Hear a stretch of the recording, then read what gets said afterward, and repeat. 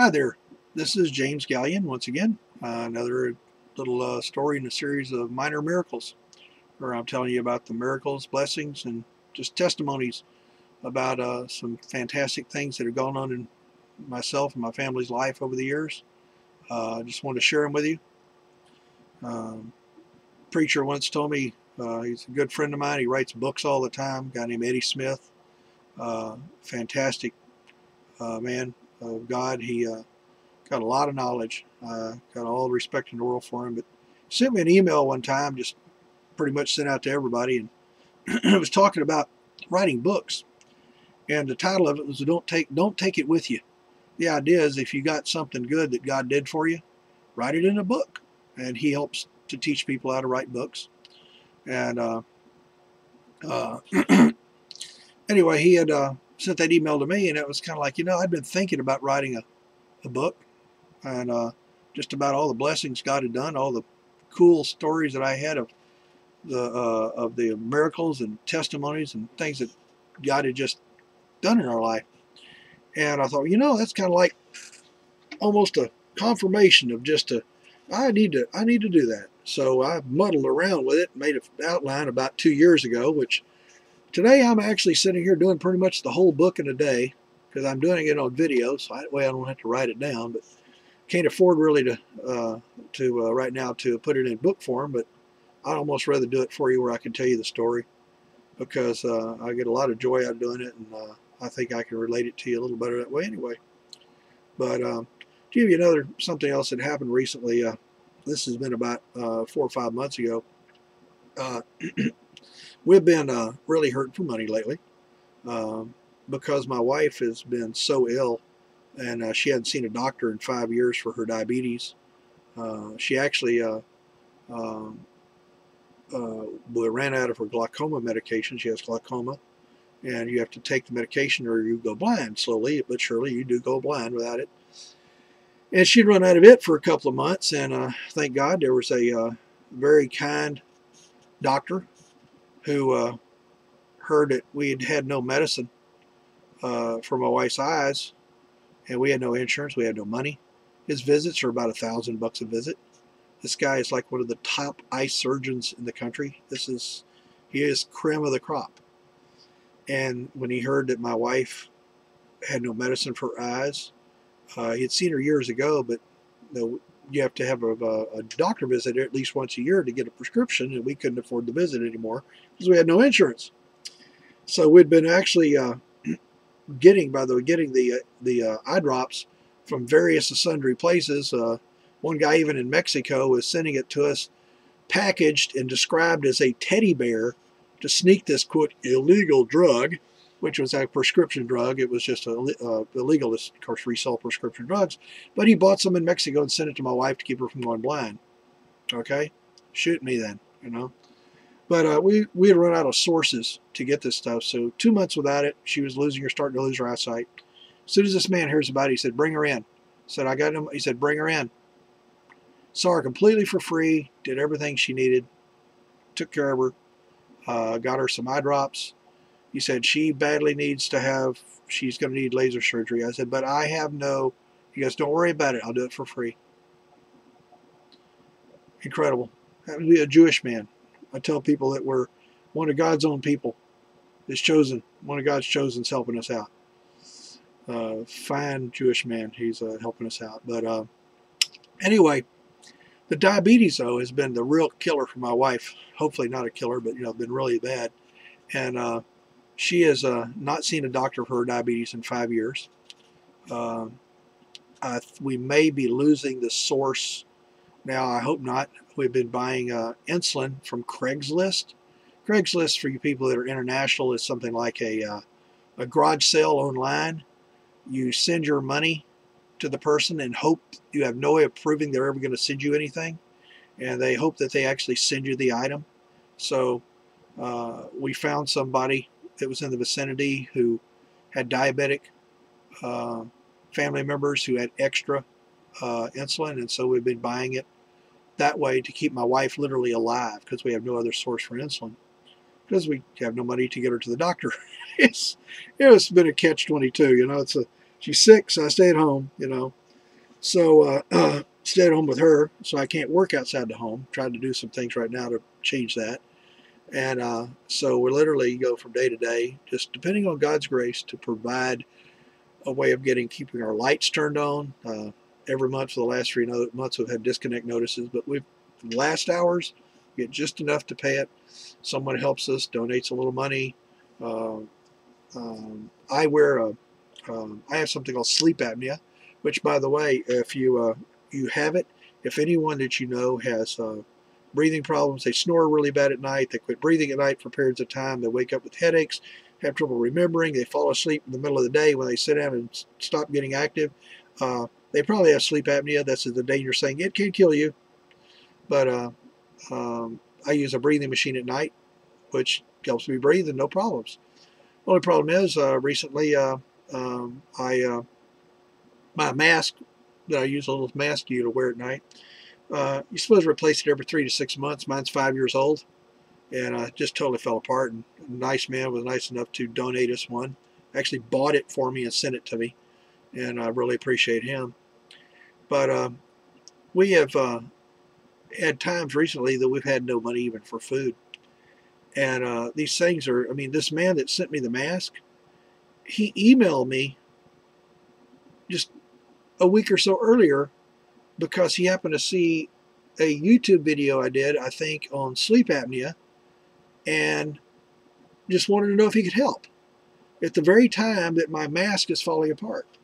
Thank you, Jesus, for a good timing, you know? So that was really a help. But I think the one thing I want to tell you now is that I was down to actually having no money for food. My wife says, okay, honey, we need to go get some milk, and we need some oatmeal, and we need some hamburger and stuff. We don't eat steaks here. It's hamburger helper and 2 or 3 vegetables and maybe some bread. That's our meal for the day usually. And nobody's starving. I tell people I graze. Anytime I go to one of the stores, I'm always munching all the freebie foods. But it's we had no money, literally no money left a few weeks ago, or actually it's a few months ago, and I had just a few dollars in my pocket, and my wife had given me the list and said, "Go get this stuff." I'm like, "Can I just get some of this tomorrow, maybe the next day, or?" And I really didn't have the money, so just put what I had in my pocket and went to go do my best. When I walked outside to get in my truck, I usually my front door. We never go in our front door, okay? It's been stuck for years, okay? So it's like the only thing goes to my front door are people that leave junk in my front door. And as I was getting my truck, I looked up there and there was something hanging on my doorknob, and I'm like, it's more junk mail. So I was getting ready. I didn't need to go get it, but I thought, well, let me go get that off my door. Usually I go and get it and throw it in the trash. Well, this means I was going to have to go get it and put it in my truck. That's all right. I'll go and get it now or forget later. I walked up there on the envelope. There's an envelope sitting there, and a little note on it. All it says is, "I thought you might need this. God bless." Or I thought you could use this. God bless you. And in the envelope was $100 bill. $100. Talk about perfect timing. I hadn't told anybody that I didn't have no food money, but we needed that badly, very badly. And God provided someone to go over and help this guy and bless him with something that he needs. Now, a lot of my stuff, my wife tells me I focus too much on money, but a lot of as the husband, as the father, and as the head of the home, it's my job to provide for my family. And I hadn't been doing it recently because I'm stuck here at the house to take care of my wife. I want to be here taking care of her, but if I leave her, her blood sugars are so out of whack. If I go off anymore in about an hour or so, she could actually die before I could get back. So I'm constantly keeping in touch with my phone and stuff like that. So it was a huge blessing to have this on her front doorknob. Well, we eke it out for another few months, and then I'm in the local grocery store. By the way, now we got 2 vehicles now. Both of them are literally broke down. One will start. It's an '82 Toyota. It looks like a rusty roller skate. I tell people, I say I have to watch out for kids on skateboards. They might run over me. This thing is so small. I know how a sardine feels in a can. Me trying to climb into that Toyota. I have to kind of squeeze myself in with a shoehorn. But it's literally falling apart. Runs on 3 out of 4 cylinders. But it starts. And I needed to go to the store again. And they had a sale. And we like to buy stuff on sale whenever we can. And I went down there, and I always check with the people. I was down there at 2 o'clock in the morning, and the night stalkers, they know all the stuff about the sales. And the last day of the sale, and I asked one of the lady down there, she does the the price tags. I said, hey, Georgia, do you know if the sale on tuna is going to be on next week? It's 50 cents a can. That's a great deal. And she goes, no, it's going off. It's, in fact, it's ended already. It's getting ready to end now, and the prices will be changing again shortly. I'm like, oh, okay, well, so much for that. She says, well, why don't you get a bunch of it? It's a good deal. I go, well, I can't afford it. I had 6 cans of tuna in my basket there, I think, and some milk. And she goes, oh, really? Yeah, I can't afford it. So she didn't say nothing. She just turned and walked away, like she's going off to do her thing and do whatever she's going to do. And I went around, did another loop around the thing, and I actually another loop around the aisle, and came back to where she actually was because I'd forgotten something, I think. And as I did, she walks up behind me and says, here, you dropped this.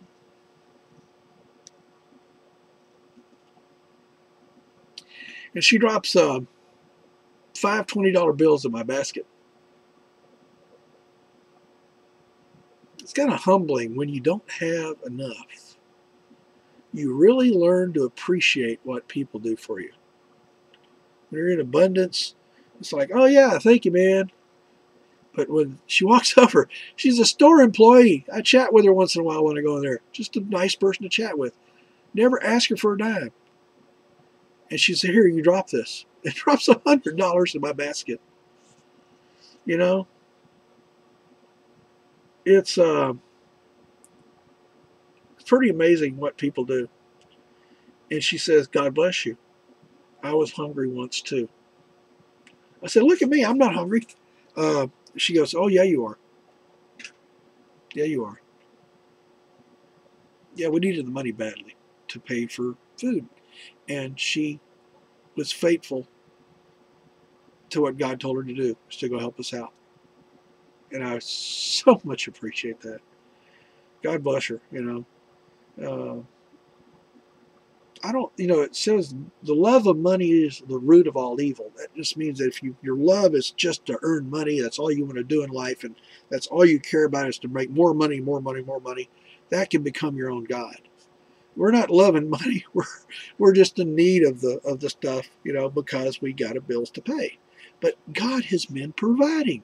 And that's what is so wonderful about getting to do this video right now, because we're not in a time of prosperity. We're in a time of need, but God provides. He does. He listens to us. He doesn't leave us wanting. He takes care of what we need.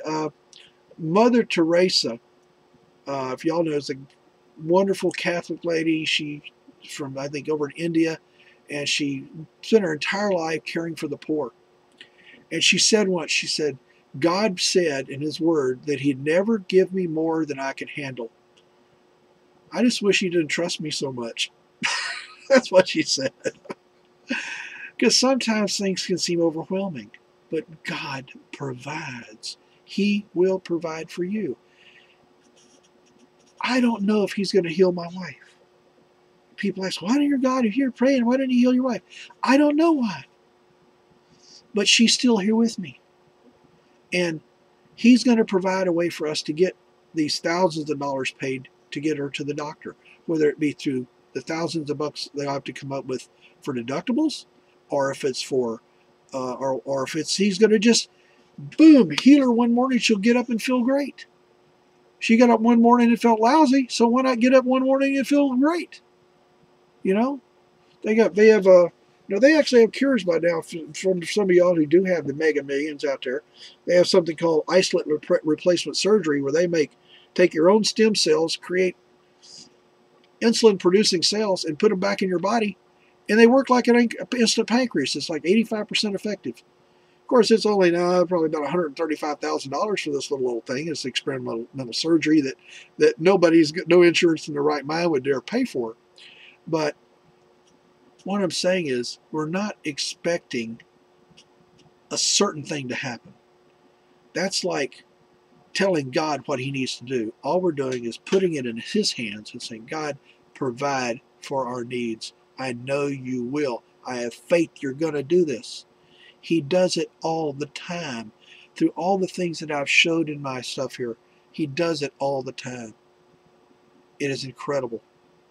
God does love us. He is the perfect Father. He loves you. He will take care of you. Bad things are still going to happen. It says in the Bible that it rains on the good and bad alike.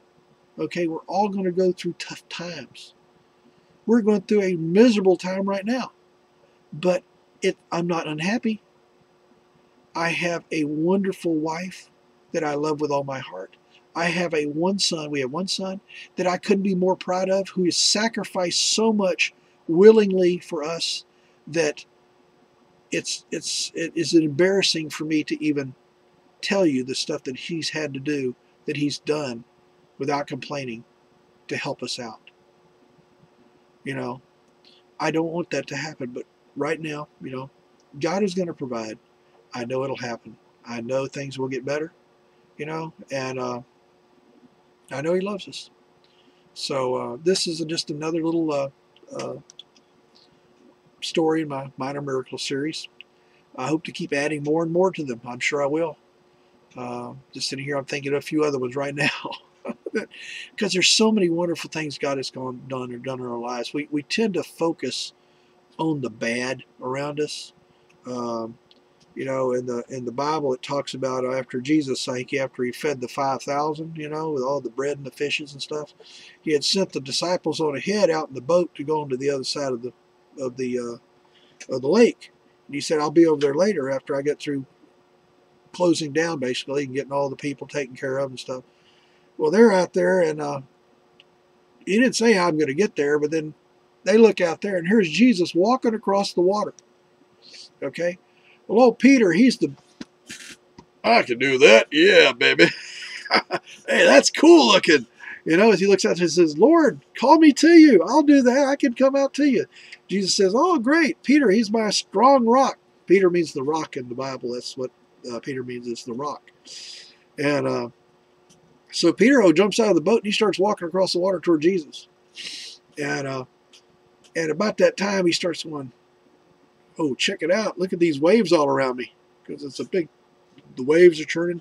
Wow, man, it suddenly starts sinking. The reason he's sinking is because he knew at the beginning that the only one that he should depend on is Jesus. The only one his strength should come from is Jesus, is God Almighty. But he started looking around going, oh boy, I'm getting scared. He started having doubt. He started sinking. Well, thank God, literally, Jesus got over to him, grabbed him by the hand, pulled him up out of the water, and took him into the boat. So, no matter how bad things are, if this is my last video and the lights go off and I can't make any more, at least these things are going to be put up there for who knows how long on my YouTube account for y'all to enjoy and hopefully get a blessing out of. I will be adding to these things as God reminds me of some of the blessings that he's done for us. Thank you very much for listening to these, and hope to have more. And just watch for this Minor Miracle series. I'll put them in by numbers so you can know if there's a new one out. And God bless you, and you have a wonderful day.